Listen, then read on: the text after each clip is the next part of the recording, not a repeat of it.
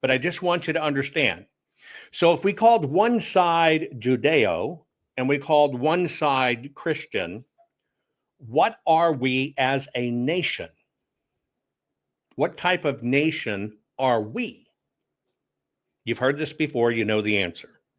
If one side is Judeo and one side is Christian, both have equal books, right? 66 books, 33 and 3. Put them together.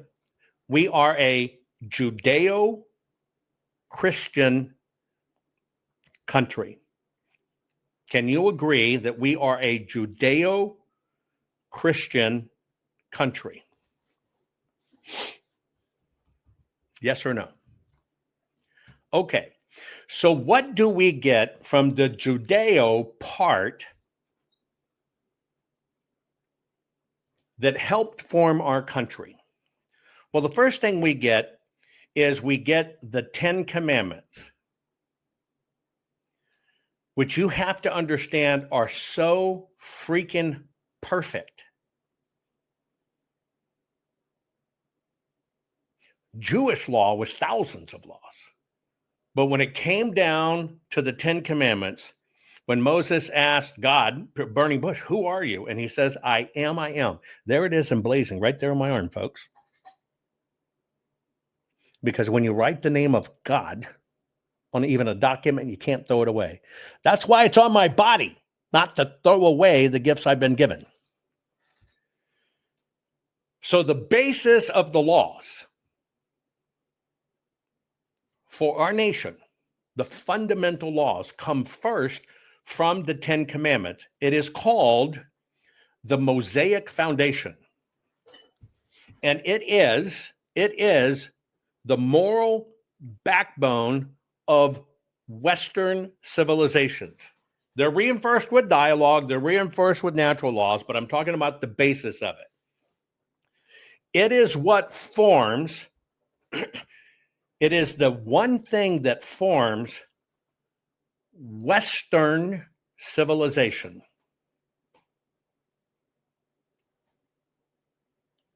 Now, the next part is called covenant theology.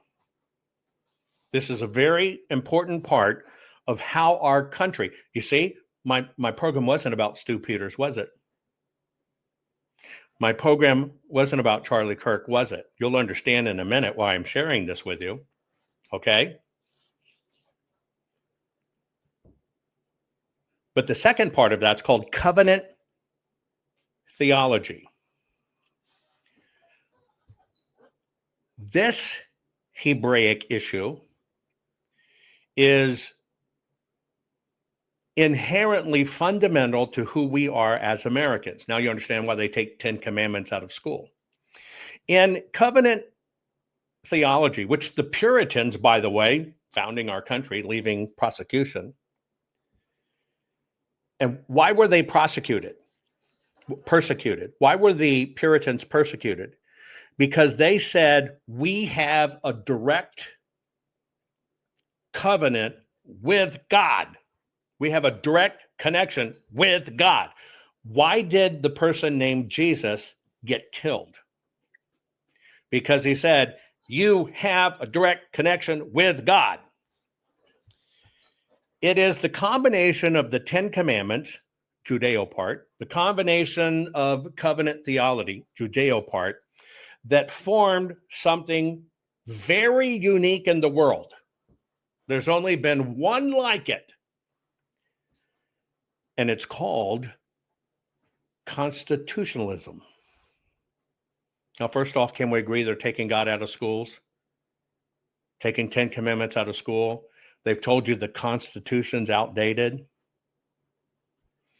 Those two things are what formed constitutionalism, which is a government that is bound by a higher law.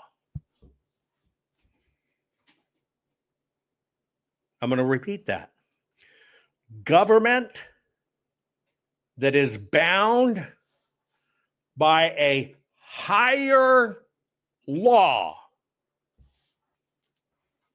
It's exactly the opposite of what they're trying to do, to say government is law. It is not. That's why you hear phrases like our God-given rights.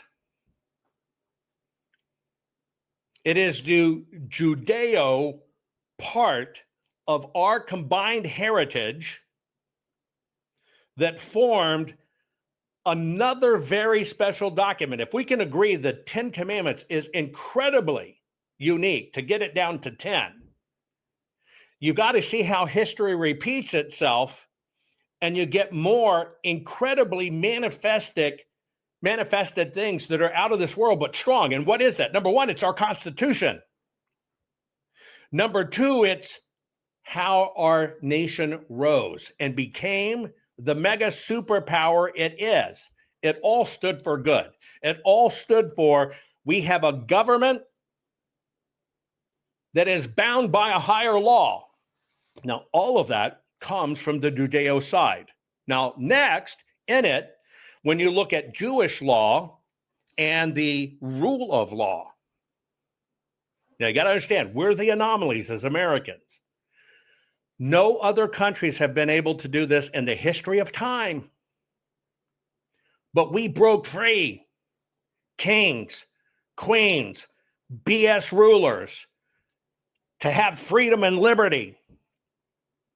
We are a country, the only country created out of everything that was fucked up.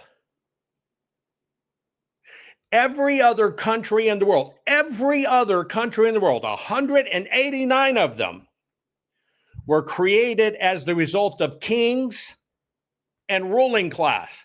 We are the only country in the world formed out of a government based on God's law, the 10 Commandments, and that the government is bound by a higher law. Now, if you just look at our country from that filter, it's why we've kicked ass. It's why we have all these freedoms. It's why we're not going to jail for saying Muslims are bad when they kill somebody. You understand? Now you're starting to get the picture of how really unique we are. Because we're off the charts unique when it comes to America. Now, in Mosaic law, which we got from our Hebraic roots, right? It was the underpinning principle of American notions that people and rulers, meaning the governed and the governors, are subject to the same exact laws. That's called the Mosaic part of our Old Testament. You'll find this in Deuteronomy. You can do your own research. What it clearly says is equality before the law. Other countries do not have that. When you get arrested in Europe for saying these fucking Muslims are raping our daughters on social media and they put you in prison for 2 years, equality is not before the law. So now you have to see how all of this is coming together. I'm giving you, so hang on. So we have this higher law that we're ruled by, our Jewish law, our Hebraic roots. Also that comes from our Jewish laws that form our country it's called due process and testimony. It's amazing how many people don't know this stuff, right? The reason we have, also in Deuteronomy, the reason we have due process and testimony is because in order to be convicted in Jewish law, you have to have 2 witnesses. In a conviction of a capital case, you have to have 2 witnesses. What are you seeing happen in our courts? They won't allow witnesses, and they're railroading people to prison. See, that's the opposite of how we're founded. So even from our Jewish roots, we get due process and testimony. That's where it comes from. You know what else we get from our Jewish roots? This comes from the Torah, but it's also Exodus 22. You might not even know it. because you don't know your history. You don't know how we're intertwined. From that same thing, you get restitution over retribution.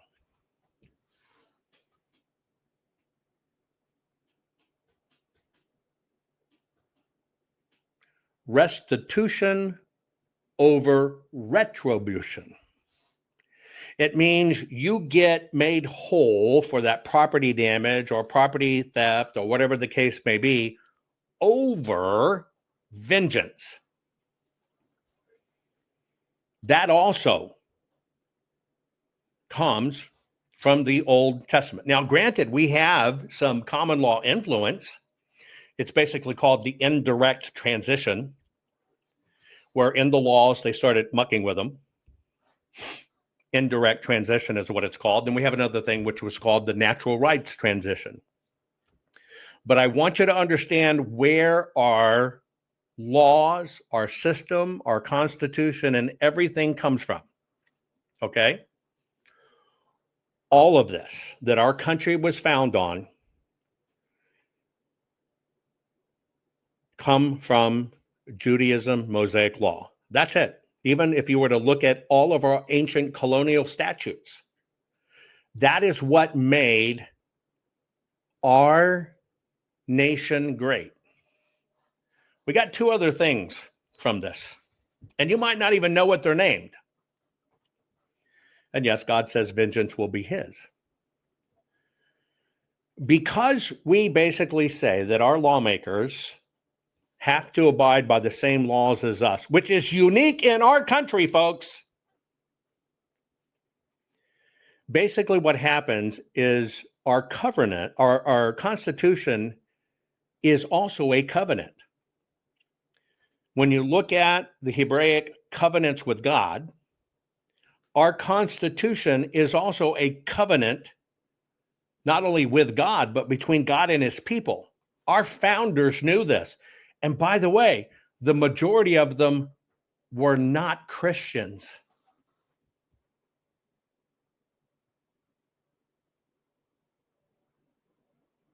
Most people don't even know that. Our founding fathers were learned, deep thinkers that came from persecution, that lost everything to found this country, fighting the world's biggest superpower at the time. And most of them were deists. They weren't Christians. But what they understood, if we're going to do this right, if we're going to make it work, if it's going to be long lasting, and they lost everything for this country. They understood Jewish Hebraic law is it. And our Constitution must also be a covenant between God and his people, because this Constitution is God and his people. Therefore, they created what's called the higher law doctrine. That's why we have it. Nobody's above the law, and we answer to a higher power. We're the only ones that have it.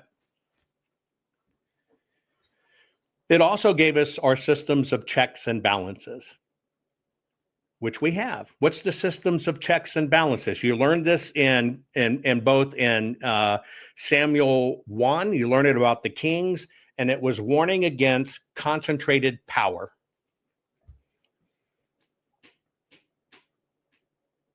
And when you look at all the framers of everything in our country and Montesquieu and everybody else, they said we cannot allow concentrated powers to take over. So we have to devise a system of divided powers. And that divided powers and that answering to a higher power changed everything. Okay? So here's what I want you to know. All we've done right now is I've covered 1/2 of the book you know as the Bible, and related it to you. How did that help form our country? Okay? Because it gave us everything. It gave us the covenant. It gave us the nationhood. Who were the people that say, right, that say we are entitled to our nation. We are entitled to have freedom. We are entitled not to be enslaved. And God promised us we would be free. God made a covenant with us that we would be free and we'd have liberties and we can rule ourselves. Jay Zach, thank you so very much for that generous tip. Who were the people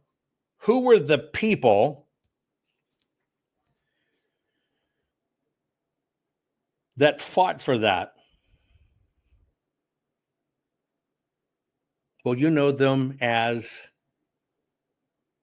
the Jews, people from Israel. You know, they went through it, through Exodus, Deuteronomy. Those Jews, through Exodus and Deuteronomy, is what inspired the Puritans and the Pilgrims to go find their destiny. Answer to God. Have pure laws where nobody's above the law. Have your land and be free. What did, at that time, those people refer to our country as? Put it in chat. When all of this was going on and this founding was going on and we're setting up our nation, what was our nation called? What is our nation? It's not even the land of the free. It's not even the free world. It had a name that it's not even the new world. That's from the other side. It had a name that was referred to at the time. Not even the colonies. That's not right. What did they believe? What did they refer to it as? You got it. You got it. The New Israel or the New Jerusalem. You see, the United States of America was founded on the prophecy that a new Jerusalem, a new shining city on a hill, as Reagan referred to, the new Israel will come to be another one and will thrive. If you look at our American Revolution, going against the largest superpower in the world at the time, England, that's why we're referred to, just like the Bible, the land of milk and honey. There you go. See, so the America, I believe it, I know it. We are the new temple. We are the new Israel. We are the new Jerusalem. Have been. But if you go back in time, contextual time, where all the colonists always referred to what we were doing as the new Israel. And they adopted Jewish and Hebrew laws to have a system of justice that they needed over these oppressed rulers. See, they learned from the worst. They didn't learn from the best. They learned from the worst by getting their asses kicked, getting enslaved, getting beat up, raped, robbed, everything taken away from you, which went on for thousands of years. And that's what our country was founded upon. So the colonists would tell you we are New Israel. But if you even go back to our American Revolution, because most people don't know their history, when we're fighting the superpower in the world, was it we didn't have people? And yes, in the French Revolution, they threw out God and they lost their country. You know what we didn't have in the United States of America, which wasn't the United States of America? Money to prosecute a war. But two things happened. Number one, somehow this ragtag country found an incredible amount of money to finance weapons, to train people, to get them together. We weren't just pitchforks and everything else like when in Europe. We found money. And we were fighting a godly war for our right to exist. And we were fighting the world's superpower. But we won. Now, the first part of that you should get, we won because God was on our side. I 100% believe that. God was on our side, and we founded this country. We got it done. And we fought the world's most evil superpower, who right now, if you say something against the Muslims and are enacting Sharia law, you're going to jail. Mr. Hader, thank you so very much for that generous tip. Thank all of you guys for doing it. But one other thing happened. We found the money. Where did that money come from?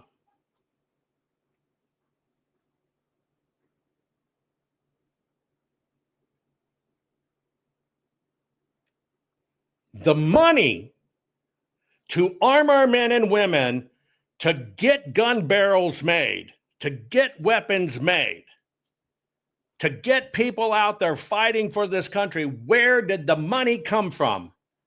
The Jews. One Jewish funder for the United States of America. He was a Jew in America, changed everything. He died very poor. He gave everything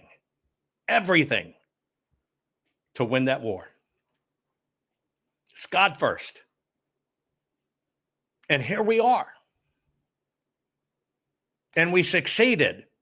Now, if you look at that, you got to understand, in all of that covenant model, it basically gave us these things for social contracts, the constitutional system, etc. It basically made our law above kings. Others didn't have that. That comes from the Torah, that the kings must answer to God. We are the only country founded that no one is above the law. All of this gave us our checks and balances, our equality, our moral codes, our liberty and responsibility. Gave every bit of it. Jewish doctrine. Now, let me ask you a question. And I'm closing with these two. If the world, evil powers, have to cleave us from God, if the world's evil powers have to make us turn away from God,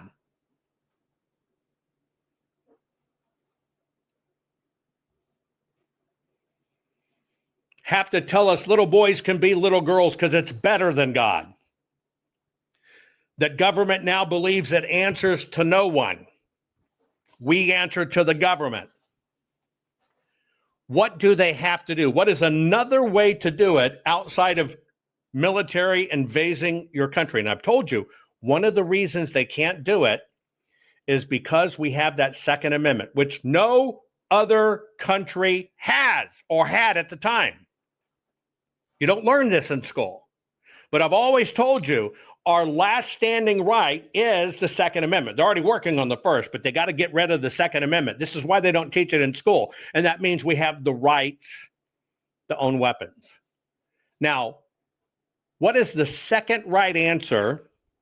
What is the second right answer of if you want to destroy the country, what should you do? And I'm just going to tell you what this one is. You have to make people turn away from God. How do you weaken their belief system in God?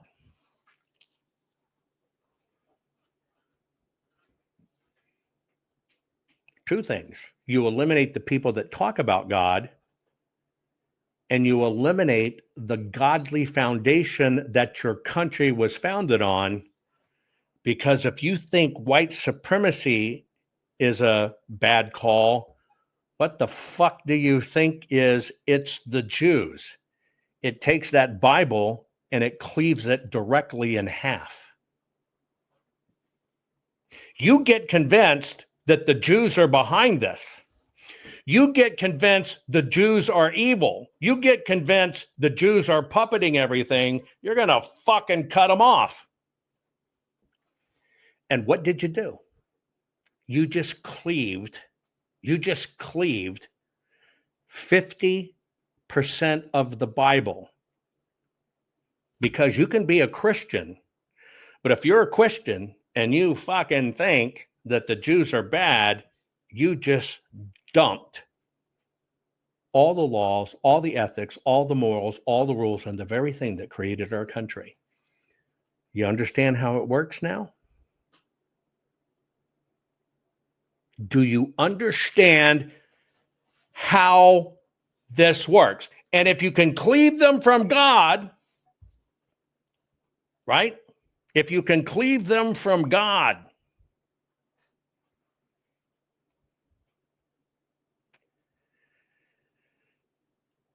what do we become instead of what we really are, which is a republic?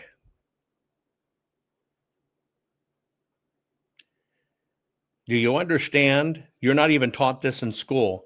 Do you know what all of these things I just taught you are in teaching doctrine? They're called the Republican principles. You think it's a political party. No.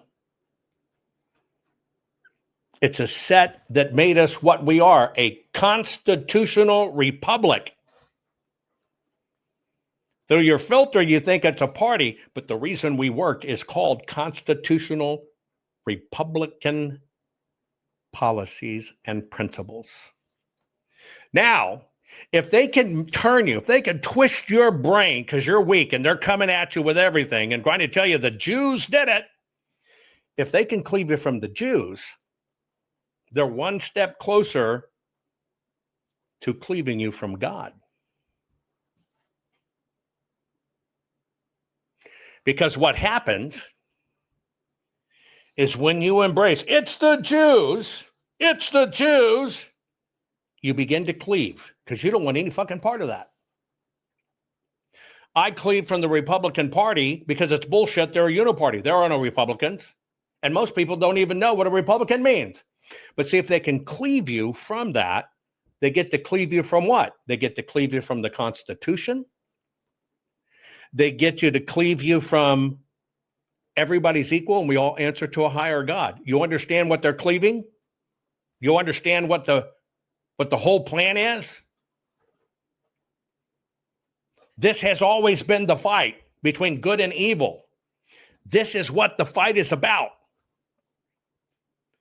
This is why it's gone to the part of it's the Jews and why they turn everything and they pay people to give you that shit. And that was my issue with Stu. He doesn't understand what he's really creating because he's so shallow. He's going for the clicks. When he doesn't understand our history, why we worked and what it is and what it really means. Not only what it really means to be a Republican and have Republican principles, and I'm not talking the political party, but how we all became this to begin with. And so at its base, if you start turning on Jews, you basically are going to cleave the part of the Bible, that whole half of the Bible, which is our combined Jewish history, that gave us the most perfect document we have based on the most perfect laws made, the 10 Commandments. We cleave from our Constitution. What does the system tell us? The Constitution is old, outdated, out of fashion. It no longer applies. Do you get it yet? Oh, by the way, let me end with this. If you cleave from the Jews, because now let's just look at it. If we got a Bible, folks, and one half of that Bible is our Jewish history that set our laws, set our courts, set our belief system that nobody, it's equality, everything else they say we don't have, equal under the law, and we all answer to God. We swear before God. We take our oath before God. If we cleave that away, what's left? Well, what's left is the New Testament, which is Christianity. But are they going to stop there? No. Let me tell you why they're not going to stop there. When you cleave from the Jews and you think the Jews are evil, the Jews are doing this, the Jews are pulling the strings, the Jews are what's everything gone bad, who else do you cleave from? Put it in chat. Let's say you're beginning to think it's the Jews. You're sharing that bullshit. It's the Jews. The Jews killed Charlie Kirk. As we have this revival. If you cleave from the Jews, what else do you cleave? Naturally, you're cleaving God, but for Christians, there's one thing you're cleaving.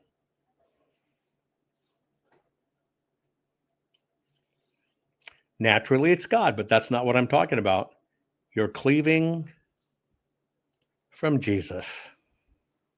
Now, think about that, Christians. I've never hidden the fact I'm a Jew. I've never hidden the fact that I'm a Messianic Jew. But when you cleave from Israel and you accept this shit and you keep on repeating it, and you've now divested yourself from law and order, our perfect constitution and everything else, what you don't understand, besides the commandments, besides the rule of law, besides a higher power, God, they cleave you from Jesus. And who was Jesus? A Jew from the family of David. What did Jesus practice? Judaism in the synagogue. What was his teaching context? See these systems? See this taxation shit? See the hoops they're making you jump through? It's all false. It's all fake. You have a direct connection to God. What were the apostles? Jews. Where did they pray? The temple, the synagogue.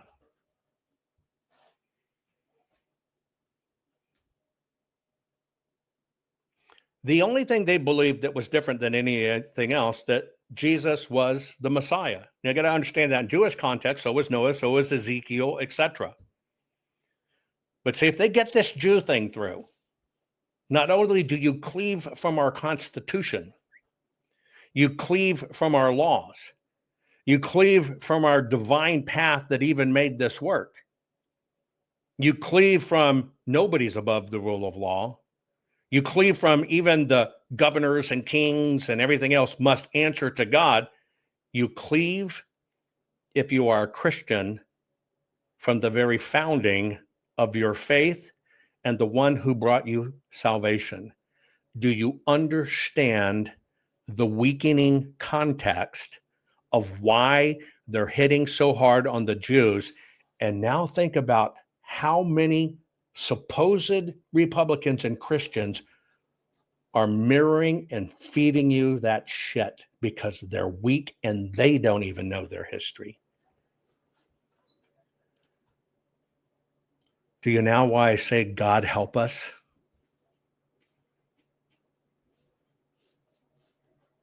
Do you now understand why I say God help us? Do you now understand what we have become? Do you now understand why my soul hurts? Do you now understand the first part of this program? People wanted to fucking chase squirrels all over the place on this Charlie Kirk stuff and couldn't get to the understanding of what it really is and how evil that is. And how evil this amplification that people are getting paid for. It's the Jews. Oh, Charlie spoke out in the Jews, so Israel killed them. Do you understand where we are on this line?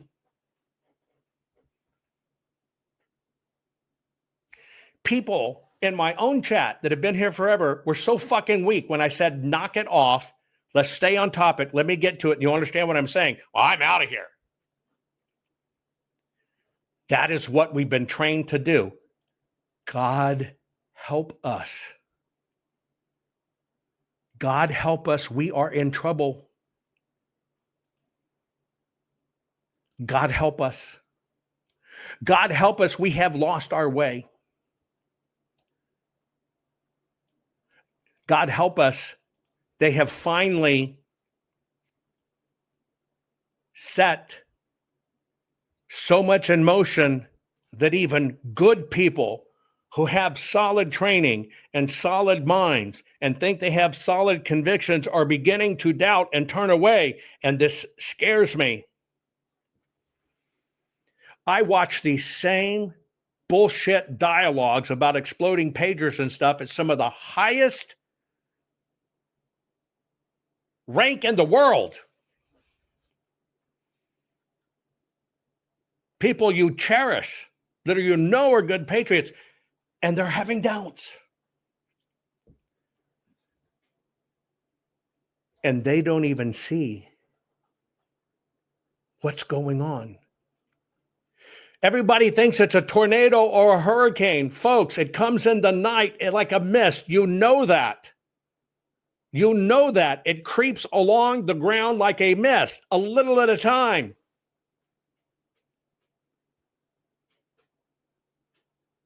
Yet here we are. And we share this shit, and we amplify it, and we discuss it. But what if? Maybe it wasn't this, and it was really a circle under there, and that was a gun barrel. You have been hijacked by demons. And it's the demon of bad thinking. It's the demon of doubt. It's the demon of not being educated, not knowing how all this works. See, nobody takes the time to explain how divine we really are and why the rest of the fucking world hates us and why Satan needs us to go down. But I get called all kinds of things. You're a grift. You're this, you're that. I see the evil clearly, folks. I knew what was going on in Arizona. And the same people that told you it was a freaking grift are now basically telling you, it's the Jews, it's the Jews, it's the Jews, it's the Jews. He's a Jew, it's the Jews. Because everything in this system is designed to keep you away from the truth. It is a battle every damn day. I give you my all because all is on the line. And Satan wants to destroy America and Israel. They are bound at the hip because in doing it, you destroy Judeo-Christian. This is why they attack me. And they take good people, repeating rumors, sharing crap, buying into this, the Jews. It is no different than the audit we did because they work under cover of night, folks. They expect you not to look. They willingly give us the finger, and while we're not watching, they change everything because they're here to control us.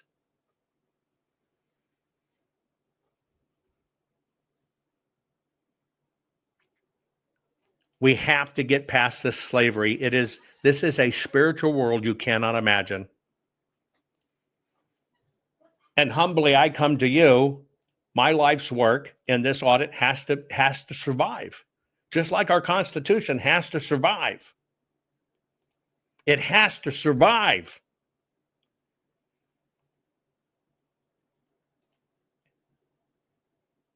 It's all about survival.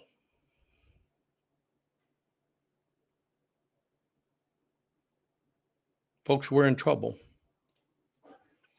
Even good people have been hijacked. You've been hijacked when you raise a finger and you amplify these people. You've been hijacked. You are adding to the problem of killing our nation. Even when you actually don't even investigate these theories, you believe it and share it, you have been hijacked by the demon of doubt.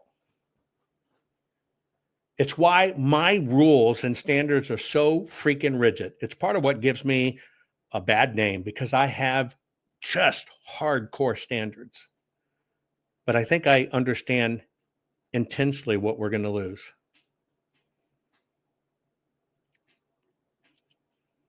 The world needs us to get this straight. God's testing us. We have free will. God's testing us in this free will.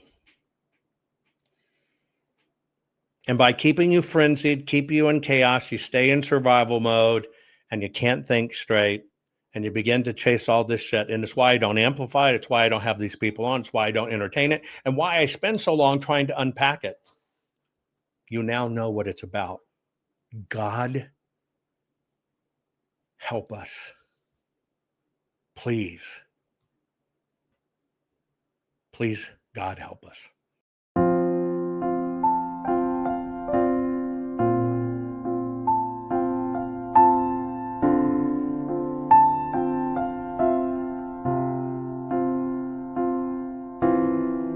Fight for free and fair elections, invent and scan the ballots of kinematic artifact detection. You love to read and learn, travel and explore.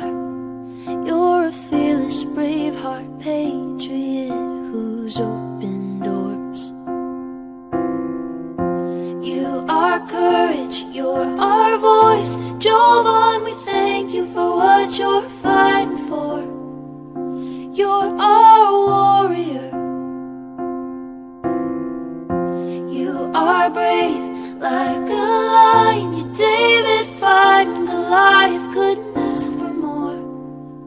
You're our warrior. Think of what you've done for you, for me, for our country.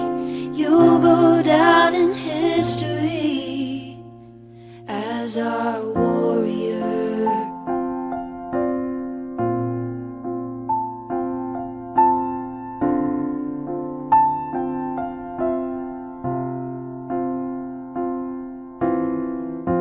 You lead by God and always do what's right. In the battle for our nation, you lead the fight. We pray for your safety, the armor of God to protect you from all of us. Here's a thank you for all that you do.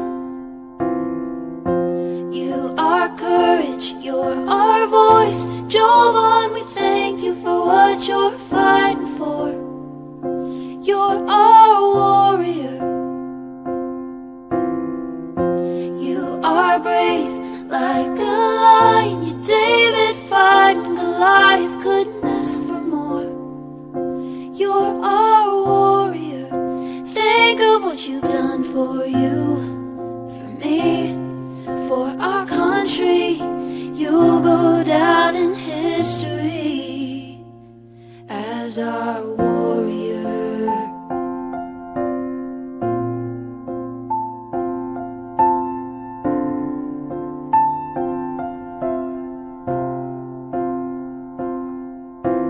Jovan, you're a hero we stand behind. We're inspired by the fire inside your eyes. American proud, we know you'll fight till your dying day. And we'll always stand behind you through everything. You are courage, you're our voice. Jovan, we thank you for what you're fighting for. You're our warrior. You are brave like a lion. You're David fighting Goliath, couldn't ask for more. You're our warrior. Think of what you've done for you, for me, for our country. You'll go down in history as our warrior.